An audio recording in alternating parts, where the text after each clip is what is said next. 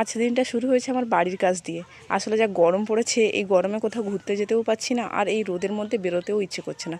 তাই বাড়িতে বসে বাড়ির কাজগুলোই করছি।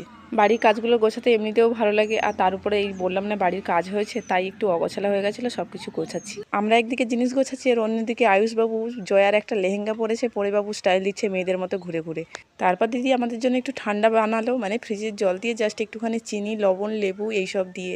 যাই হোক, এই গরমের মধ্যে একটু ঠান্ডা জল পেলেই তাতেই শান্তি। আচ্ছা, এই গরমের মধ্যে তোমরা কি করে দিনগুলো কাটাচ্ছ কেউ কমেন্টে জানিও তো। আমাদের বাড়িতে তো প্রতিদিন আমরা গ্লুকন-ডি, শরবত, এটা ওটা, চিনির জল, লবণ জল কত রকম বানিয়ে খাচ্ছি, বা ঠান্ডার মধ্যে আছি, তাও যেন আমার গরম একদমই ভালো লাগছে না। তোমরা কে কে এই গরমকালটাকে শীতকালের মতো নিতে পারছো, মানে ভালোবেসে নিতে পারছো, সেটা কমেন্টে জানিও তো। যাই হোক, বাড়ির বাকি কাজগুলো সব গুছিয়ে নিলাম, এখন বসছি আমি একটু বরফ মুখে ঘষবো বলে। এক টুকরো বরফ মুখে দিচ্ছি, তা যেন কত শান্তি লাগছে। যাই হোক, ভিডিওটা আজকে এই পর্যন্ত, দেখা হচ্ছে কালকে অন্য কোনো ব্লগে। ততক্ষণ তোমরা সবাই এই গরমের মধ্যে সুস্থ থাকো। আজকে